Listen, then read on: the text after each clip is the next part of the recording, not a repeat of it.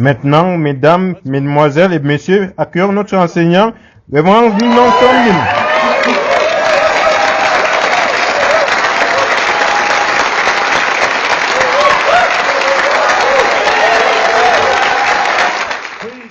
Veuillez vous asseoir. Que Dieu vous bénisse au nom de notre Seigneur et Sauveur vivant Jésus-Christ, le nom qui peut vaincre toute tempête que nous affrontons. Je suis immensément reconnaissant de pouvoir partager la parole de Dieu avec vous sur le sujet « Surmontons les tempêtes de la vie ». Allez en Actes chapitre 27, s'il vous plaît. Actes chapitre 27. Nous avons tous affronté ou nous allons affronter des tempêtes dans notre vie, des défis, des difficultés, des obstacles. Nous avons la puissance pour surmonter les tempêtes de la vie. Considérons ensemble une partie du voyage de Paul à Rome. Il était orageux, ponctué de menaces de mort à chaque tournant. Cependant, l'apôtre Paul ne perdait pas de temps à se lamenter des défis ou à remettre en question sa croyance.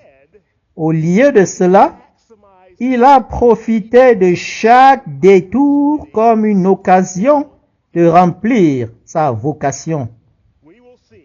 Nous allons voir que l'apôtre Paul a marché avec puissance par la croyance et l'obéissance inébranlable, même lorsque la vie ne se déroulait pas comme prévu. Établissons un peu du contexte du récit du voyage de l'apôtre Paul. Ceci est appelé l'un des passages à nous du livre des Actes. Les passages à nous sont ceux dans lesquels Paul était accompagné de Luc, l'écrivain du livre des Actes, et l'évangile portant son nom. En Colossiens chapitre 4, Paul désigne Luc comme le médecin bien-aimé. Au cours de ce voyage, Paul et Luc étaient accompagnés d'Aristarque. Commençons au verset 9. Acte 27, verset 9. Un temps assez long s'était écoulé et la navigation devenait dangereuse car l'époque même du jeûne était déjà passée. C'est pourquoi Paul avertit les autres en disant « Ô hommes, je vois que la navigation ne se fera pas sans péril et sans beaucoup de dommages, non seulement pour la cargaison et pour le navire, mais encore pour nos personnes. » Le jeûne évoqué ici fait référence au jour des expiations, le 10 du mois de Tishri qui correspond à la fin septembre ou au début d'octobre. La mer Méditerranée était tempétueuse à cette période de l'année, donc naviguer après le jeûne était considéré comme dangereux ou déconseillé parmi les Judéens de l'Antiquité. Pour Paul, percevoir le danger général pourrait être simplement le fruit d'un bon raisonnement. Mais la précision de ce qu'il a dit indique une connaissance au-delà du raisonnement des sens. Dieu a révélé à Paul des détails de ce qui les attendait. Bien souvent, c'est ainsi que nous contournons la tempête ou parvenons à l'endurer. Dieu nous aidant par les manifestations du Saint-Esprit. Verset 11. Le centenier écouta le pilote, le capitaine et le patron du navire plutôt que les paroles de Paul. Le centenier a été persuadé par le capitaine et le patron du navire d'aller de l'avant malgré l'avertissement de Paul. Marcher avec puissance par la croyance et l'obéissance inébranlable peut signifier endurer la tempête même dans des circonstances hors de votre contrôle. Je venais juste de m'installer dans mon bureau au centre-ville de Manhattan quand j'ai remarqué un groupe de collègues de travail rassemblés autour d'un petit téléviseur, ce qui était très inhabituel. Ils regardaient un journal télévisé en direct. 2 avions venaient de pénétrer au centre du quartier financier de New York, frappant chacune des tours jumelles du World Trade Center. Cela nous a coupé le souffle collectif, nous laissant nous demander comment une telle chose avait pu arriver. Était-ce un terrible accident ou quelque chose de plus sinistre?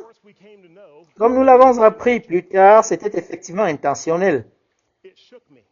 Cela m'a bouleversé en pensant aux gens avec qui j'avais travaillé et qui étaient devenus mes amis dans la tour nord depuis à peine 1 an et demi environ.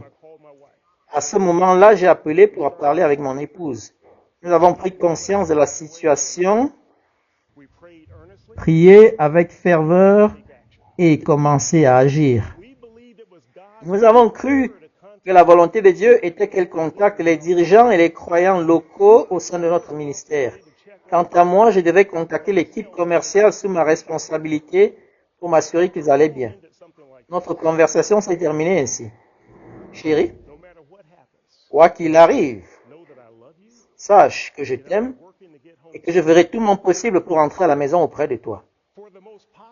Pour la ville la plus peuplée des États-Unis, les transports en commun se sont arrêtés pendant que les autorités faisaient de leur mieux pour clarifier les détails et assurer un passage sûr au public. À la fin d'une journée horrible, nous avions confirmé que les croyants de notre œuvre de ministère étaient en sécurité, sains et saufs, même alors que nous avions des personnes prévues pour travailler dans les tours ce jour-là. Et même si mon équipe commerciale était secouée, ils étaient tous en sécurité aussi.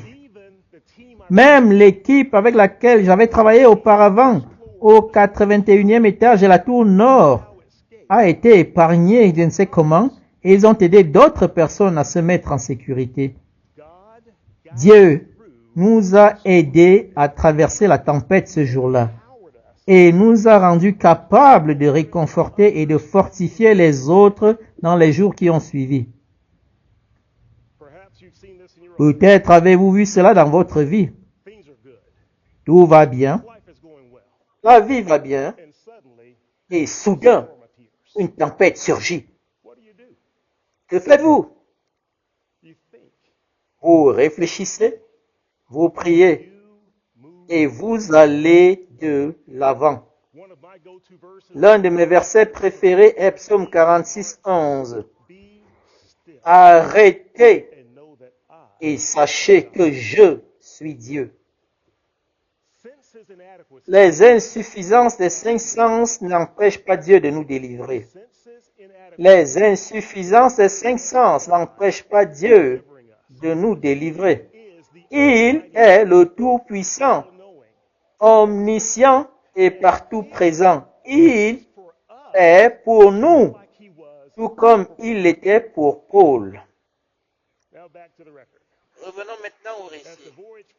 Au fur et à mesure que le voyage avançait, Dieu a continué à agir en Paul, même lorsqu'ils ont navigué directement vers une tempête violente et ont eu besoin de tout le monde sur le pont, qu'il s'agisse de l'équipage, des passagers ou des prisonniers. Malgré leurs efforts, ils ont perdu le contrôle du navire et n'ont pas vu le soleil ni les étoiles pendant plusieurs jours. Il n'est pas étonnant qu'au bout du compte, même les marins expérimentés avaient perdu tout espoir d'être sauvés. Reprenons le récit au verset 21. On n'avait pas mangé depuis longtemps. Alors Paul, se tenant au milieu d'eux, leur dit, « Ô hommes, il fallait m'écouter et ne pas partir de Crète afin d'éviter ce péril et ce dommage. » Quel moment formidable de « je vous l'avais bien dit, n'est-ce pas ?» Pour Paul, c'était une occasion de rediriger leurs pensées de ces circonstances éprouvantes vers les promesses de Dieu. Verset 22. Maintenant, je vous exhorte à prendre courage. Attendez une minute. La perte de contrôle du navire. L'absence de soleil et d'étoiles pendant plusieurs jours. La tempête violente. Et Paul dit, je vous exhorte à prendre courage. Comment? Pourquoi? Continuons à lire. Verset 22. Maintenant, je vous exhorte à prendre courage, car aucun de vous ne périra, et il n'y aura de perte que celle du navire. Un ange du Dieu à qui j'appartiens et que je sers m'est apparu cette nuit. Laissez-moi vous poser une question. Lorsque nous sommes nés de nouveau de l'Esprit de Dieu, appartenons-nous à Dieu? Oui. Et en appartenant à Dieu, le servons-nous? Oui. Nous voulons que les deux réponses retentissent à travers le monde. Oui. Alors, lorsque les choses ne se passent pas comme prévu, que la vie nous présente des défis, nous nous appuyons sur la parole que nous connaissons. Nous nous appuyons sur la parole. Et alors que nous nous attachons fermement à la vérité au-delà des circonstances qui nous entourent, il ne fait aucun doute que la puissance de Dieu se manifestera au moment où nous en aurons besoin.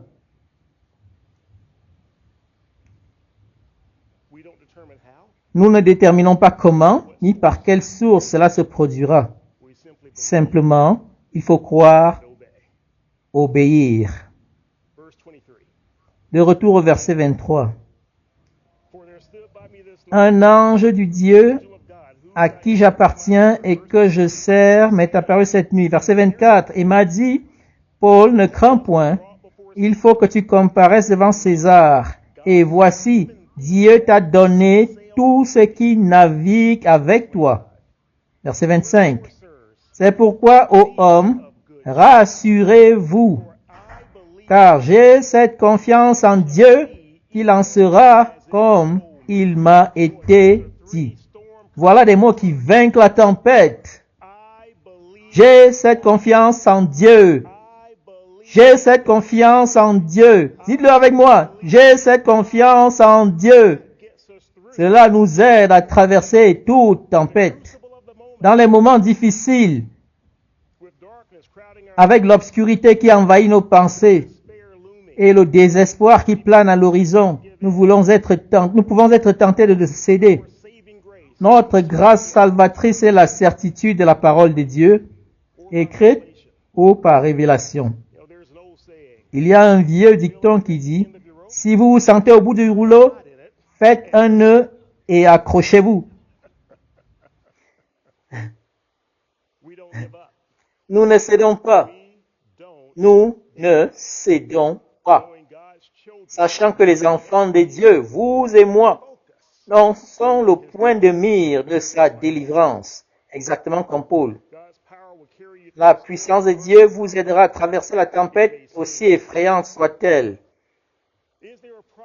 Y a-t-il une promesse que vous pouvez retenir dans votre intelligence? Êtes-vous inspiré à entreprendre une certaine action? Ne cédez pas à la voie de la moindre résistance. Et ne vous effondrez pas sous la pression alors que le Christ en vous est en train de crier « Je puis tout ». Ce type d'assurance dans la tempête n'est pas propre à Paul. Nous avons le don de Dieu, de Saint-Esprit. Il peut nous révéler ce qu'il faut faire pour la surmonter. Simplement, il faut croire et obéir. Dans les versets suivants, nous voyons la crainte remplacer le courage. L'équipage tente d'abandonner le navire et Paul intervient de nouveau avec la sagesse de Dieu. Verset 31. Paul, acte 27, verset 31. Paul dit aux centeniers et aux soldats, « Si ces hommes ne restent pas dans le navire, vous ne pouvez être sauvés. » Alors les soldats coupèrent les cordes de la chaloupe et la laissèrent tomber. Avant que le jour parût, Paul exhorta tout le monde à prendre de la nourriture, disant, « C'est aujourd'hui le 14e jour que vous êtes dans la tente et que vous persistez à vous abstenir de manger. Je vous invite donc à prendre de la nourriture, car cela est nécessaire pour votre salut, et il ne se perdra pas un cheveu de la tête d'aucun de vous. » Wow! Regardez l'encouragement que Dieu apporte par l'intermédiaire de l'apôtre Paul. Ces circonstances orchestrées en définitive par Satan sont une tentative d'empêcher Paul d'atteindre Rome. Mais Dieu avait promis que Paul y arriverait. Parfois, nous pouvons nous retrouver plus concentrés sur le processus que sur la délivrance. Cela ne semble pas bon, n'inspire pas de confiance et ne semble pas avoir une issue favorable et imminente. Ainsi, nous pouvons être tentés de nous demander si Dieu est avec nous, si nous croyons assez fort, ou si nous avons vraiment tout gâché cette fois. Avez-vous vécu cela? Moi, oui.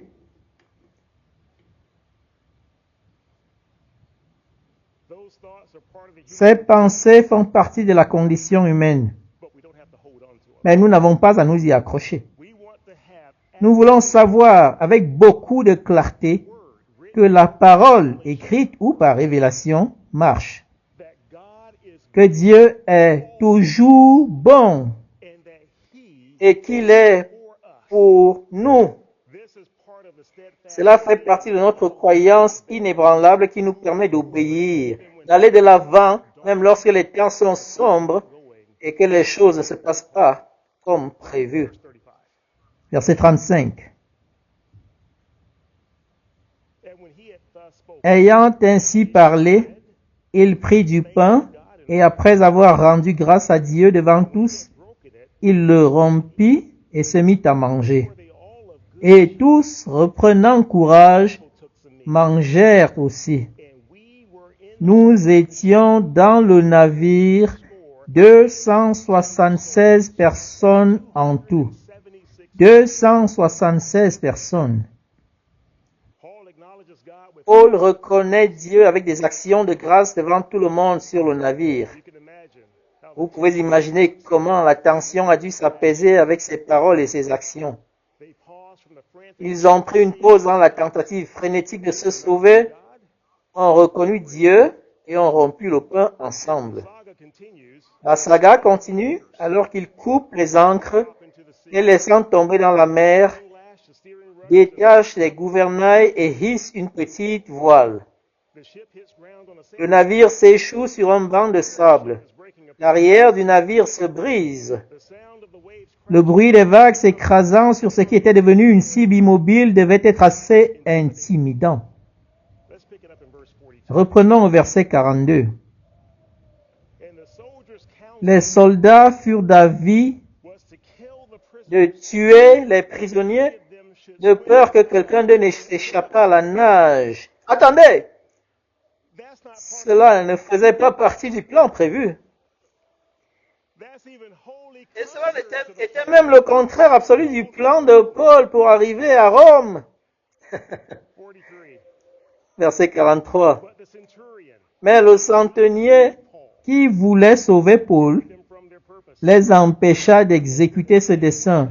Il ordonna à ceux qui savaient nager de se jeter les premiers dans l'eau pour gagner la terre, et aux autres de se mettre sur des planches ou sur les débris du navire. Et ainsi, tous parvinrent à terre sains et saufs. Merveilleux. La délivrance peut venir d'une source des plus improbables. Dieu n'est pas limité dans la façon dont il nous protège. Certainement, les paroles et les actions de Paul avaient influencé le centenier. Poursuivons le voyage au chapitre 28. Paul et ses compagnons débarquent sur l'île de Malte, une petite île au sud de l'Italie en Méditerranée. Les habitants présents ont fait preuve d'une grande bienveillance et hospitalité envers les 276 âmes inattendues naufragées sur leur rivage. Quel effort humanitaire cela a dû être! Commençons par le verset 1. Après nous être sauvés, nous reconnûmes que l'île s'appelait Malte. Les barbares, ceux qui ne parlaient pas grec, nous témoignèrent une bienveillance peu commune. Ils nous recueillirent tous auprès d'un grand feu qu'ils avaient allumé parce que la pluie tombait et qu'il faisait grand froid. Paul ayant ramassé un tas de broussailles et l'ayant mis au feu, une vipère en sortit par l'effet de la chaleur et s'attacha à sa main. quand les barbares, les gens qui ne parlaient pas grec, virent l'animal suspendu à sa main, ils se dirent les uns aux autres, assurément, cet homme est un meurtrier, puisque la justice n'a pas voulu le laisser vivre après qu'il a été sauvé de la mer. Le peuple de Malte s'attendait à ce que Paul enfle et meure. Après tout, c'est ce qui arrive quand on est mordu par une vipère venimeuse.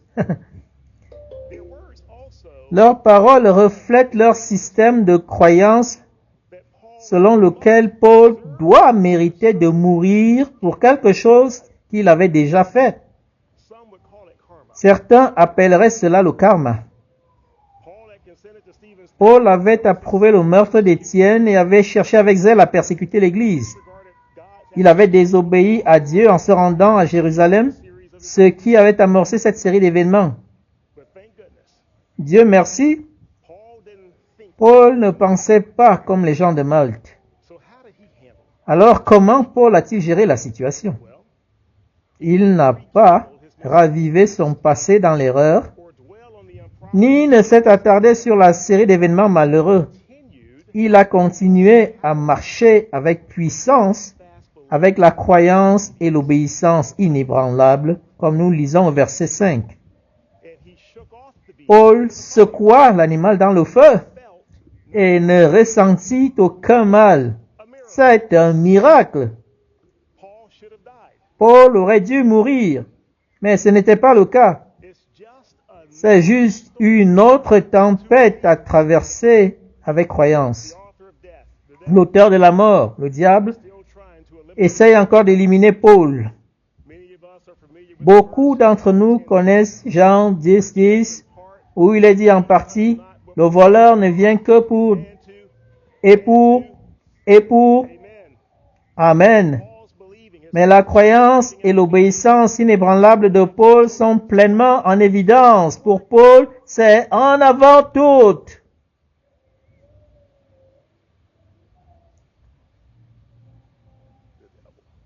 Le diable, le voleur. Les manifestations du Saint-Esprit révèlent la puissance de Dieu à l'œuvre dans le domaine des sens. Les 9 manifestations mentionnées en 1 Corinthiens 12 sont utiles à l'individu et ou au corps de Christ. La puissance spirituelle. La puissance spirituelle révélée dans le domaine des sens attire l'attention des gens. Il n'y a pas de plus grande puissance que celle du seul vrai Dieu. Continuons à lire.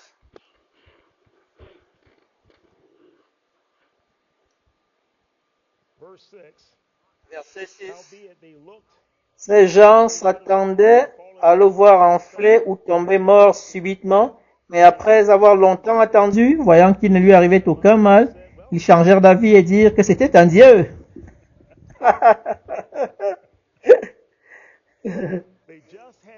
Ils n'avaient simplement jamais encore vu une telle puissance. Verset 7.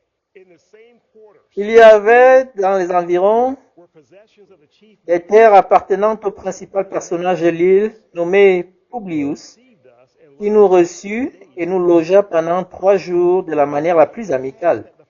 Le père de Publius était alors au lit, malade de la fièvre et de la dysenterie. Paul s'étant rendu vers lui, pria, lui imposa les mains et le guérit. Là-dessus, vinrent les autres malades de l'île et ils furent quoi? Ils vinrent et ils furent guéris. Paul administre la guérison au père de Publius, ce qui indique aux autres qu'il est disponible de croire pour recevoir la délivrance, pour vaincre leur tempête. Paul n'est pas distrait par les circonstances. Il est encore un prisonnier. Il ne se lamente pas du voyage, du naufrage ou de la vipère. Il remplit sa vocation en tant que ministre. La croyance.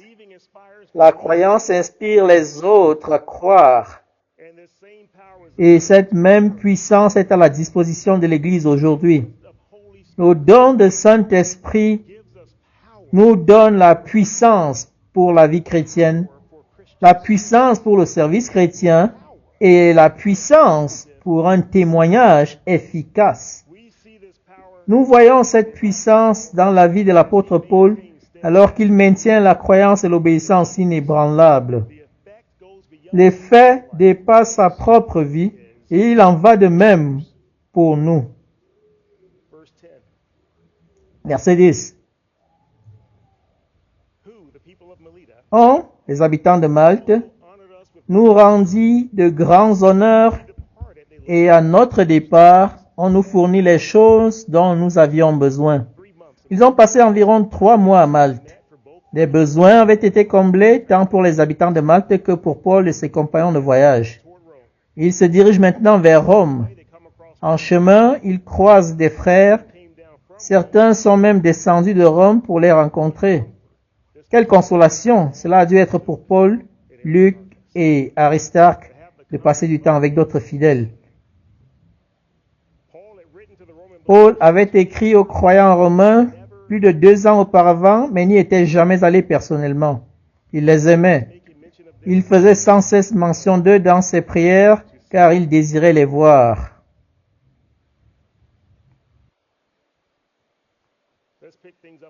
Verset 15.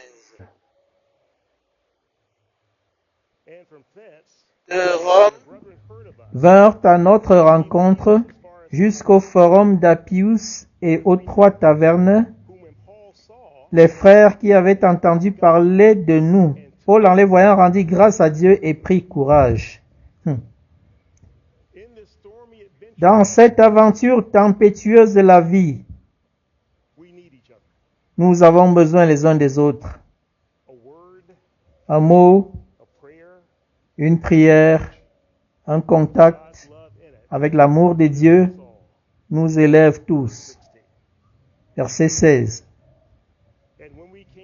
Lorsque nous fûmes arrivés à Rome, on permit à Paul de demeurer en son particulier avec un soldat qui le gardait. Enfin, Paul est à Rome. Cela conclut le dernier passage à nous du livre des Actes. Bien qu'il soit encore prisonnier, Paul était autorisé à résider dans sa propre maison louée avec un soldat romain qui le gardait. Reprenons le récit au verset 30. Acte 28, 30. Paul demeura 2 ans entiers dans une maison qu'il avait louée. Il recevait tous ceux qui venaient le voir, prêchant le royaume de Dieu et enseignant ce qui concerne le Seigneur Jésus-Christ, en toute liberté et sans obstacle.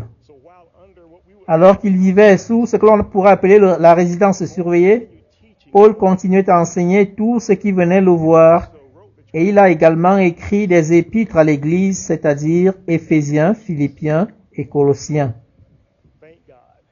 Dieu merci, Paul continuait à marcher par la croyance et l'obéissance inébranlable, même lorsque la vie ne se déroulait pas comme prévu. Il a surmonté les tempêtes. Je me rappelle une chanson que nous chantons souvent dans notre communion au foyer. Elle s'intitule « My anchor holds », mon ancre tient bon. Même si les vagues violentes déferlent sur mon âme tourmentée, je suis paisible car je sais que même si les vents soufflent violemment, j'ai une ancre sûre et solide qui peut toujours résister. Les troubles submergent presque mon âme. Des chagrins déferlent sur moi comme des vagues. Les tentateurs cherchent à m'égarer et les tempêtes obscurcissent la lumière du jour. Mais en Christ, je peux être hardi. J'ai une ancre qui tiendra bon. Et elle tient. Mon ancre tient bon. Souffle alors de toutes tes forces aux tempêtes.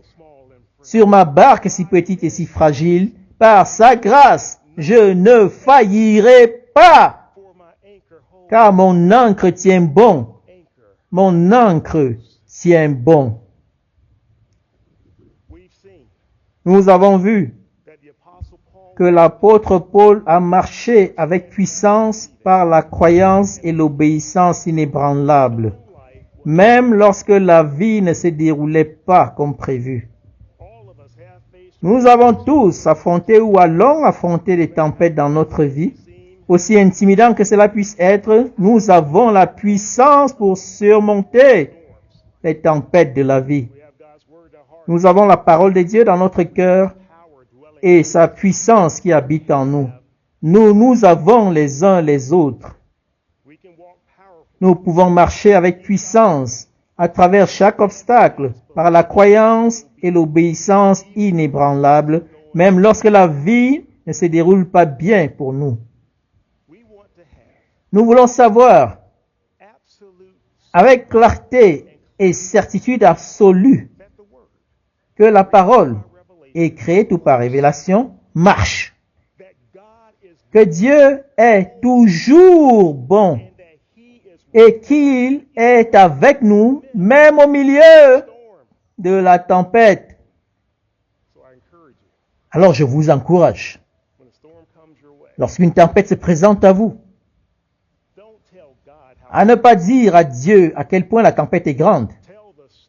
Dis à la tempête à quel point ton Dieu est grand. Prions. Père, nous sommes reconnaissants pour la parole que tu nous as donnée qui vainc les tempêtes. Nous sommes reconnaissants pour tout ce que tu nous as offert par ton Fils Jésus-Christ, afin que nous puissions vivre pleinement avec toutes les capacités que tu nous as données. Merci pour tout ce que nous avons, toi, ta parole, ton Fils Jésus-Christ, Christ en nous et les uns les autres, afin de ne pas nous laisser intimider par les tempêtes qui peuvent surgir et nous affronter soudainement. Nous disons à la tempête à quel point tu es grand, car tu es notre grand, merveilleux et dynamique Père. Merci Père pour ceux qui font face à une tempête en ce moment de leur vie, pour la guérison dont ils ont besoin, pour la délivrance qui va se manifester, qu'ils puissent retenir une image mentale de victoire en ce moment et aller de l'avant avec la conviction que ta parole marche, que tu es toujours bon et que tu es avec eux. Au nom de ton Fils Jésus-Christ, et l'Église dit Amen. Que Dieu vous bénisse.